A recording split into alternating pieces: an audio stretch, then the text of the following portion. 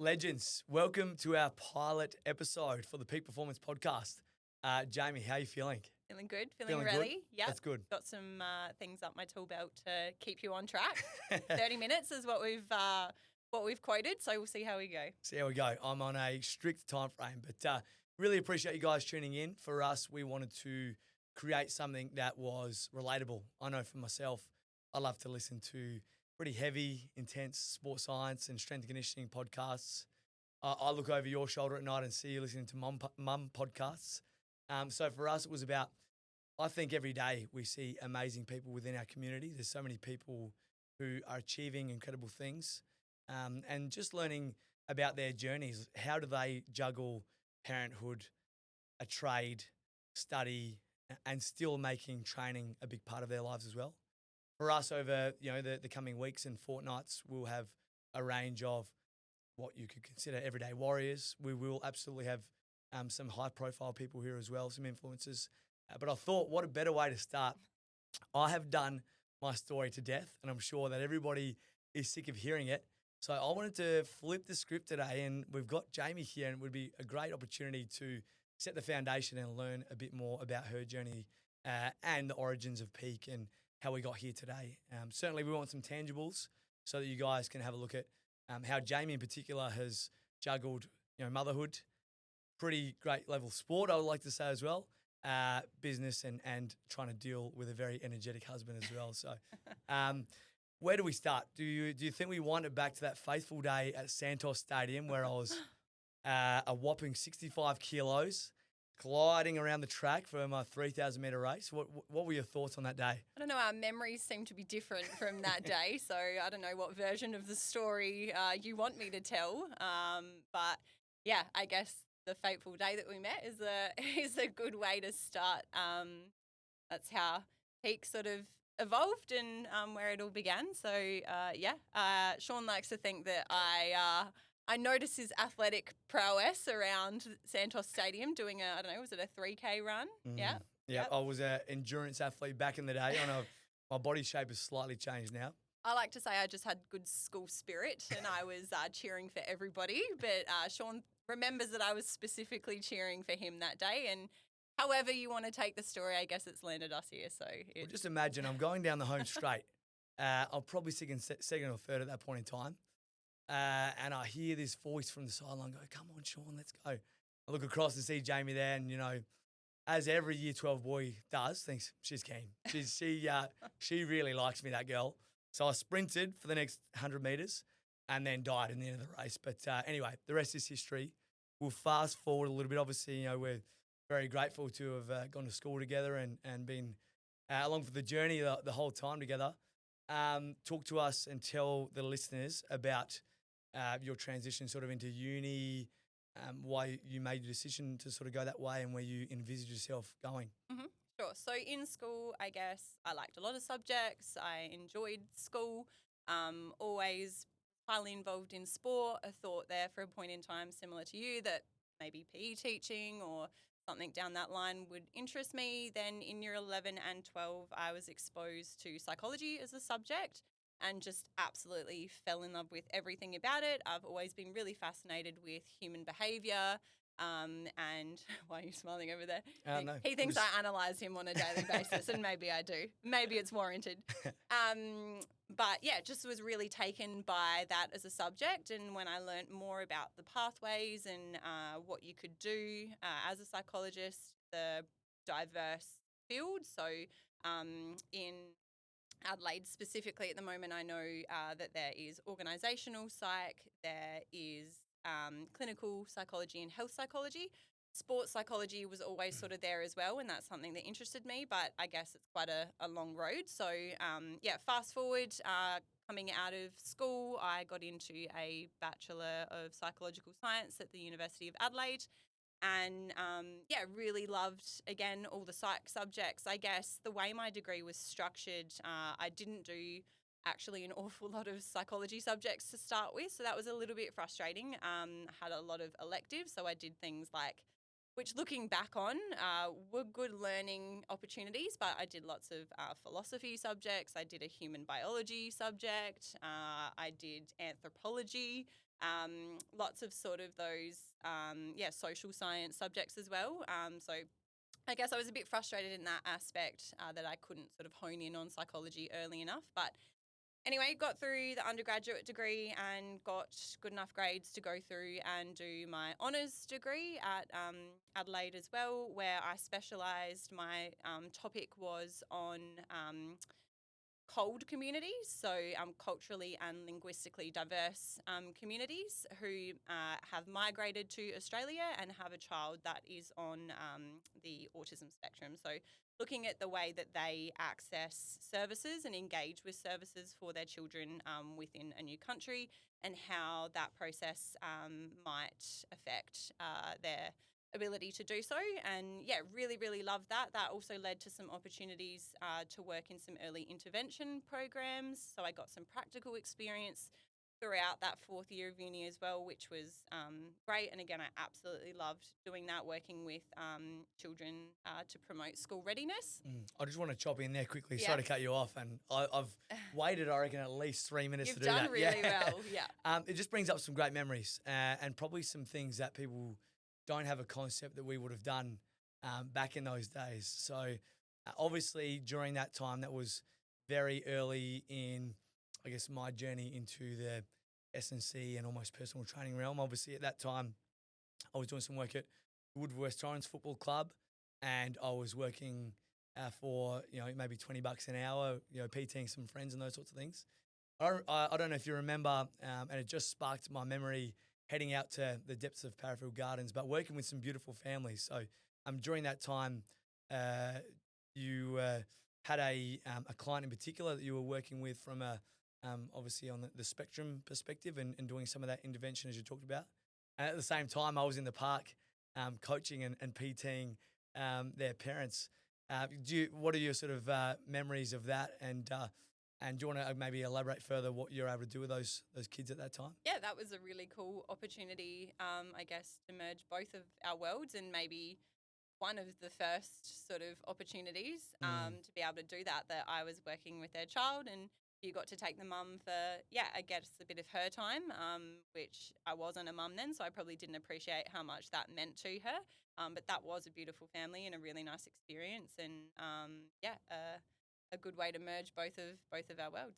Probably did roll out there, and I reckon about that era was my VT Commodore. For those, I grew up in the northern suburbs, so it was a VT Commodore, Rip Curl sticker, and a Southern Cross on the back, some subs and neon lights. So I can imagine how lucky you were feeling to be right. I don't know how I'm still here, to be honest. Anyway. So, carry on with your story anyway, but I thought that was a good sort of inroads. So I guess really lucky that I got all of that opportunity. So the practical work that I was doing with early intervention was under a lady who worked at Flinders. She developed that whole program herself and built a relationship with her. So for those of you that don't know, the pathway to becoming a registered psychologist is you need to do 6 years of university. So you do your undergraduate, which rolls into your honours degree, and then that rolls into generally, if you want to practice as a psychologist, your 2 years 2 years master's degree to move through in a clinical space. There are some other pathways. People do combined PhD and masters, or just PhD if you want to move down the more academic sort of pathway. But I always thought that I really wanted to practice and wanted to work with people and have an impact within communities or wherever that I ended up working. So put my application in after honours to try and get into a master's program. It is super, super competitive. So my honours cohort was about 60 or 70, and in each master's program they take about 10. So really competitive, and obviously people from prior years can come back and apply for that too. So I got fairly good grades, but probably not in that top tier of what they were looking for at that point in time. So disappointing not to get into that. But at that point in time, there was something called the 4+2 pathway. So you do 4 years university and then 2 years supervised practice, where you adhere to APRA, which is the governing board. You have a supervisor who takes you on, and you do a bit more learning on the job, I guess. So I was lucky enough that where I did my early intervention work, she had a practice and she agreed to take me on. So straight out of uni, the following year, I went to work for her and begin that 4+2 pathway. This is a really big story in itself, and we could probably do a whole podcast on that 4+2 pathway, but I'll try to keep it as condensed as possible. The mental health psychology space is a space where I think there's a really big need for it and maybe not enough resources. And at that point in time when I was there, I definitely experienced that from a clinical perspective, as a practitioner perspective. Beautiful environment, absolutely loved the work that I was doing. I got a lot of really, really good experiences. However, I was probably put in some situations where my knowledge and my training did not meet the task that I needed to undertake, and that put a lot of stress and pressure on me. Sean can probably talk to this in a second, but I'm someone who, if I'm going to do something, I want to make sure that I'm doing it right. And yeah, that was a really big sliding doors moment for me. I probably had a bit of a mental breakdown during that time and just reassessed, like, is this something that a pathway? I knew it was something that I wanted to do, but is this the right pathway for me? And maybe was that due to the lack of support, circumstance? Maybe was it not the right thing for me, that clinical aspect of it? I'm not sure. I don't really have those answers, but I'm really grateful for who I had around me at that point in time. You know, you and my family were really supportive in knowing that I could make whatever decision that I wanted to. And so, yeah, I gave up that opportunity and ceased doing the 4+2 pathway. And interesting enough now, that pathway actually doesn't exist anymore as an academic pathway or a pathway of training to become a psychologist. And I think that is for good reason. The resources maybe weren't there. I think I specifically remember a point in time, and I hope, I'm sure you don't mind me bringing this up, but we were renting out at Broadview, and you came home for maybe one of those days. Maybe that was the turning point for me. You had that breakdown, and I remember you being super disappointed about having to make the decision. Obviously, you're really passionate about that field, but I think one of the things that stuck out to me was almost got a feeling that you were worried that you'd wasted years of your life studying to get to that point in time. I think it's important to bring that up because I'm sure there are many, many, many people that go through some sort of experience like that, whether it's university or a trade, and realise this is not the path for me. Now that you look back on it, do you feel like those years are wasted, and are you glad that you made that decision? Oh, not at all.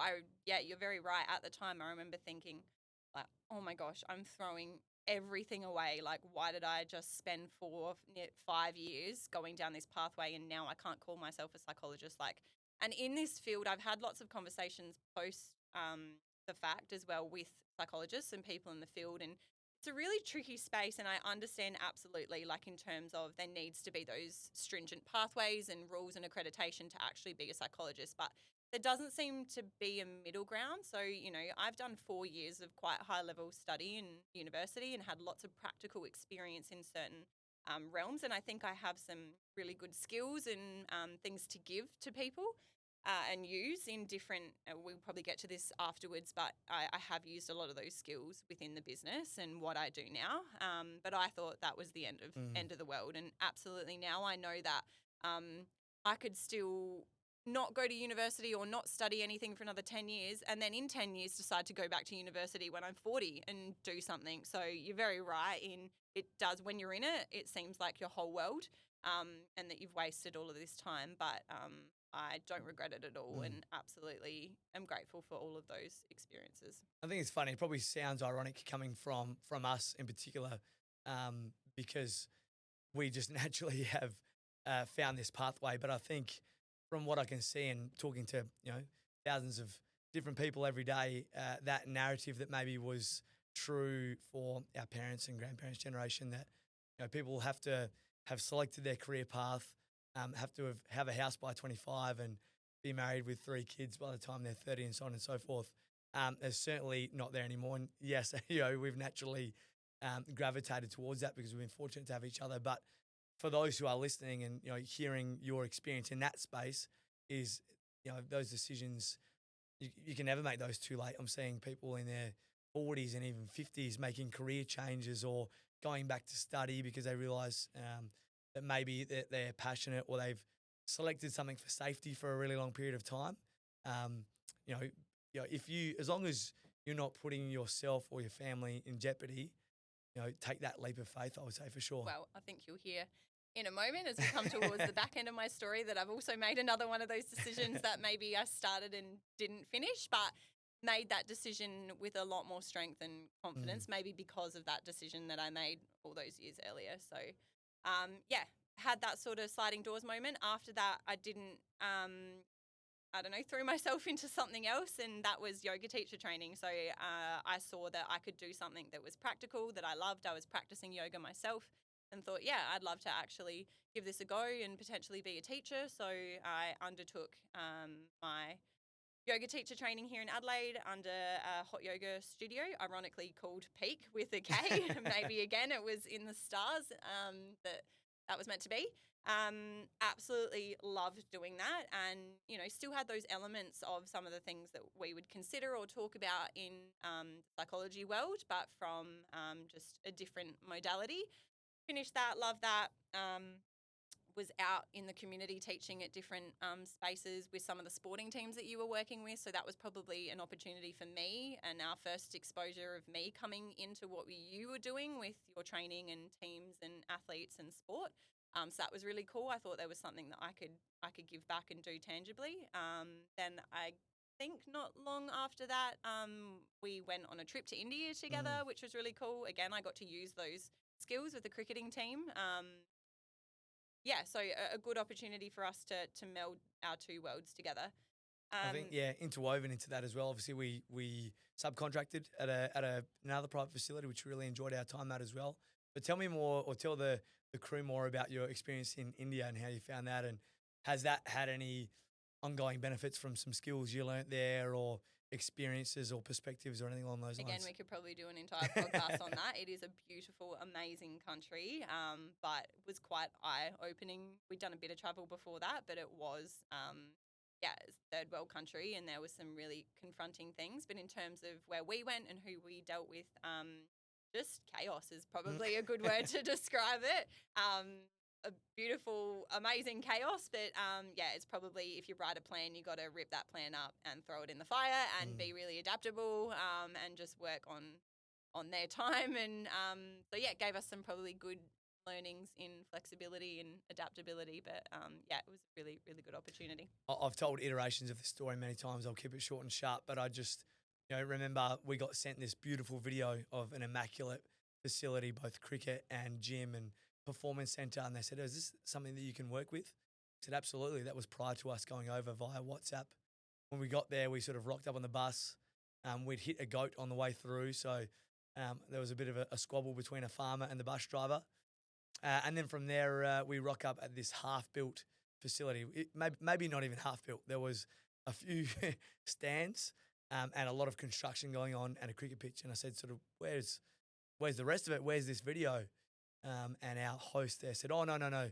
That's what we're eventually going to build. Then a truck rocked up and dropped off 2 barbells, 3 plates and a couple of bands.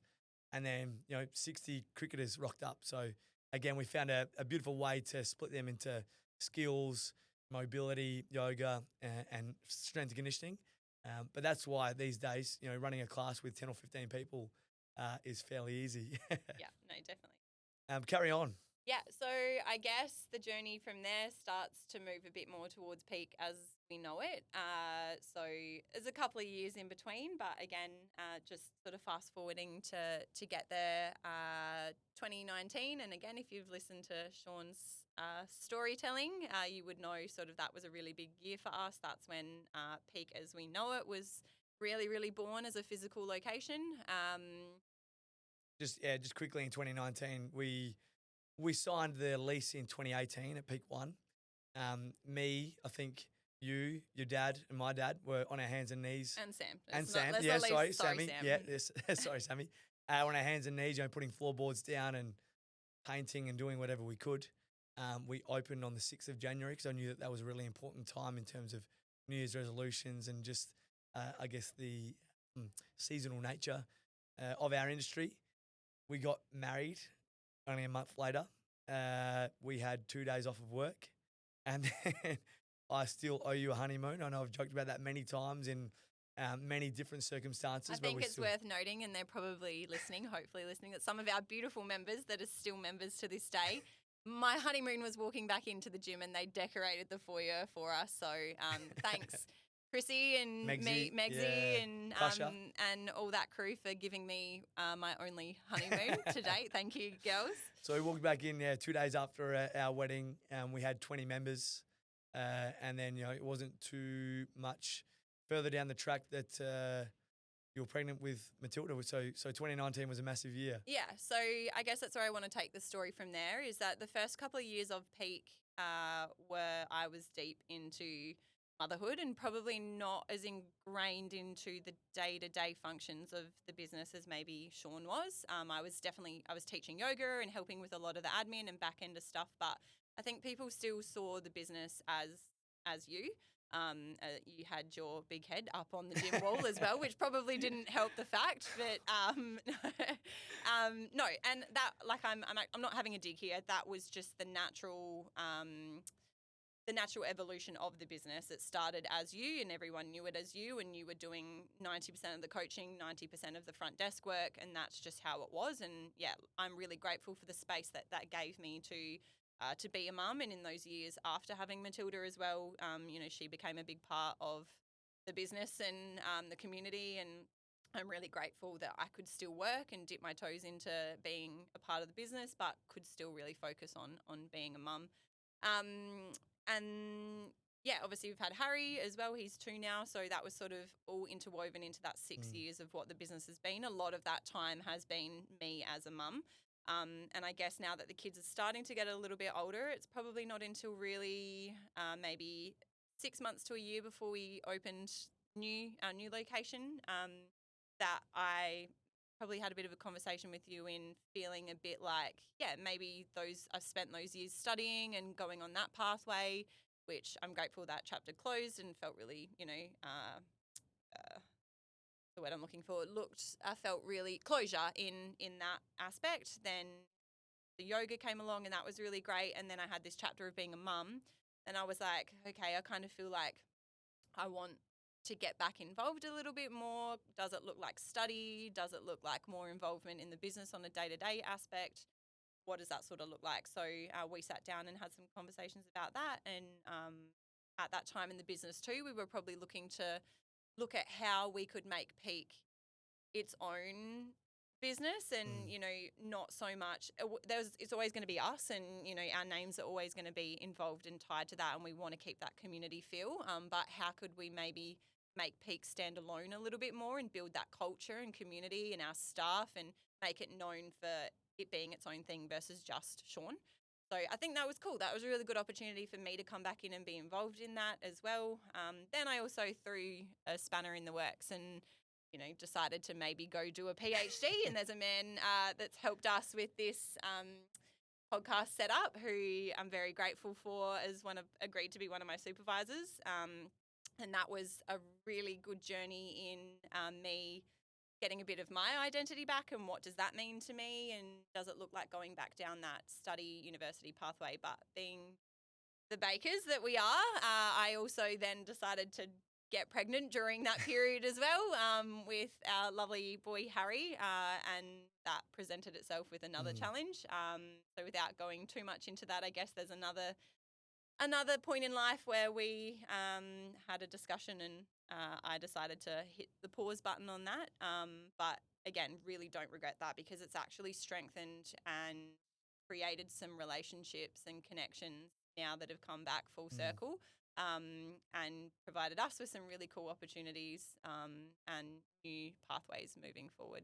I guess you've globally covered it really well, but I just want to quickly zoom in on a couple of points, particularly centered around your transition into motherhood. For me, and I don't want to get a little bit too ranty, but I think what you have done, even for example, even not having been a professional full-time athlete, what irks me a little bit in the industry is this idea by a lot of both private and professional practitioners that there's some sort of separation between motherhood and high performance. For me, I don't think those are mutually exclusive. If you look like right at the top level, for example, there's incredible human beings, like Aaron Phillips and Lauren Jackson and Chelsea Randall and those who have been fortunate enough to have relationships with, who bring their kids to training and still find a way to perform at the very highest level while juggling parenthood as well. And I think the ability to do that is far greater than maybe an early, an 18 to 24-year-old who their sole focus is being an athlete and they get to sleep for 9 hours per night and get to have all their food sort of scheduled and so on and so forth. Where I'm sort of going with that is I want to reiterate, how incredible it's been to watch what you've been able to juggle and do, particularly given the number of circumstances we've navigated. For those who don't know, we had planned for Jaimi, particularly in her first birth, to have this beautiful 2 weeks off leading into having Matilda. So Jaimi, decided to teach a yoga class at PEAQ 1.0 on what would it have been, the Friday or Saturday? Wednesday. And then potentially 2 days later, she was in labour and Matilda came 2 weeks early. So she had a complete 2 days or 48 hours of maternity leave. And then, we went to the hospital, and because at that point in our journey of business ownership as well, this is something I sort of, to be honest with you, feel a bit of guilt for, but it was something that we just had to do at that point in time. Is Matilda was born, and then the next morning I left the hospital to go run power class, and I now look back on photos of myself and look like I was about to die. So for you to juggle that by yourself, while I'm sort of bouncing around trying to keep fingers in pies and put food on the table, has just been unbelievable to watch. Yeah, let's be clear. Let's not put myself in the category as those people that you just mentioned before. But I appreciate the sentiment, and absolutely, like, something that's been really cool is to see both of my kids, but particularly Matilda, having a little girl, see her seamlessly integrate into this environment and this just be like her normal. Whether or not she wants to play sport or go down that pathway, it doesn't matter to us. But just from a health and wellness perspective, this is her normal, and the PEAQ community embrace her like she's got, lots and lots of PEAQ aunties and uncles that all entertain her, thankfully, while we're here trying to work. But it's, as a mum, like, there's nothing more in life than you want from that. So this is nothing to do with Steph in particular, but, I just imagine 10, 15 years down the track and we'll say, Matilda, you grew up hanging out with Steph Talbot, Olympian, unbelievable, WNBA athlete. She'll probably say, who's that? She's old. And there'll be some new generation of TikTok athlete coming through or something like that. I'm sure will impress her more. Can you tell us quickly, along the same sort of lines as that, the second time around, so we're talking about Harry now, we're getting closer to opening 2.0. We've sort of got plans in the works. And I said to you, Jaimi, I promise I'm going to have at least 1 week off because, I went back to work a day after Matilda's born. Look, to be fair, what happened 2 days after Harry was born? That's not completely your fault. Anyone knows the fateful flooding at PEAQ 1.0. Harry was about 2 days old, and we were having a lovely family moment. I think bathing Harry, and Matilda was in the shower, blissfully unaware of the storms going on outside, and a phone call that we got that our gym had flooded, and Sean just left, and as you have to do, and went in and left me there with 2 kids for the first time on my own. And a bit overwhelming, but again, being with you has taught me to be adaptable, and my stress tolerance has increased a little bit over the years. Yeah, and that's why. Yeah, honestly, I've thrown Jaimi in some scenarios, and that's why. And I don't tell her enough. I've got lots of admiration. I want to wrap this up. Talked about a lot about, I guess, training, and obviously that's our forte here. What's been your, in a brief summary, your relationship around training at different times? And you've just explained your journey to us from university all the way through to right now with 2 kids and running a facility. Has that changed over time? And do you have any little golden nuggets or, any advice for those who maybe have been through that transformation? Because, certainly for me, I've been involved in ebbs and flows, but I can't truly empathise with what you've been through.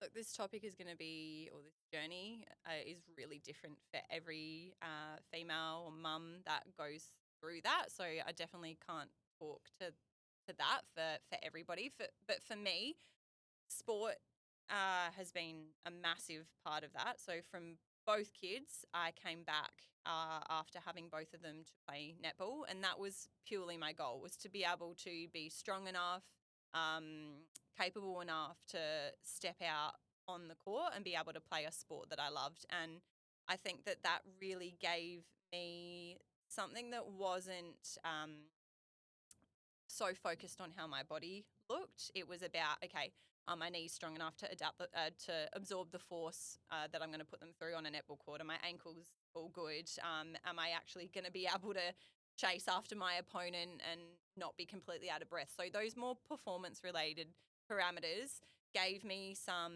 really tangible things to focus on and work on, and meant that I, think I was working towards something that meant I could get out and do something that I loved. And honestly, when I step out on a netball court, that hour is like an hour of meditation. I can be a little bit of an overthinker, and that hour I don't think of anything other than just playing the sport, being around friends.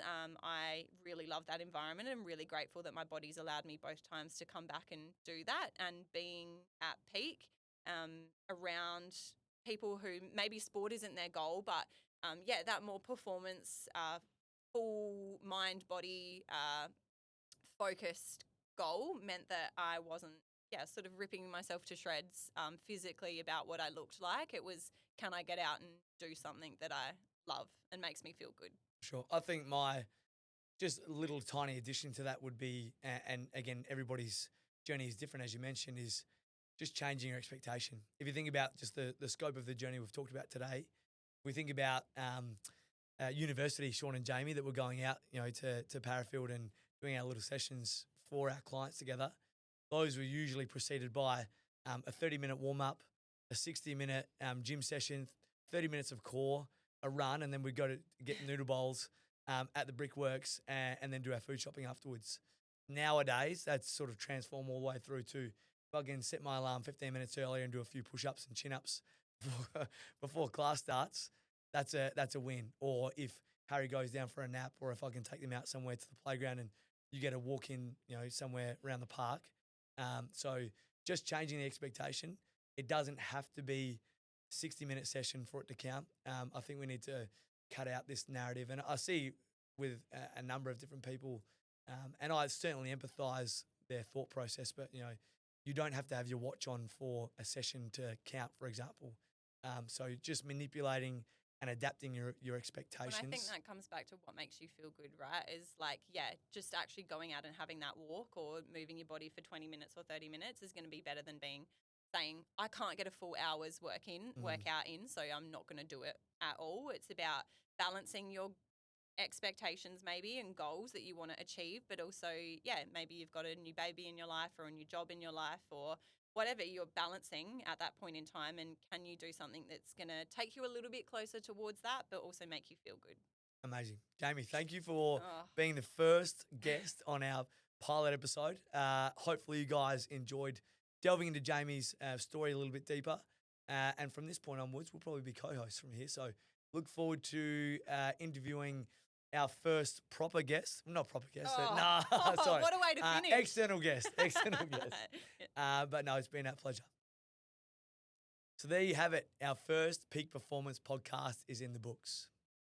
For me, I think it was really pivotal to take away. It's never too late to make a change, and you haven't wasted those years if you decide to have a change in career path or study. Performance goals as opposed to physical goals certainly helped Jaimi through that motherhood process. And also change your expectation around training. Don't worry about having to train for a certain amount of time or for a certain amount of calories. You can manipulate that depending on the stage of life you're at. Thanks so much for listening, and we look forward to seeing you for our next podcast.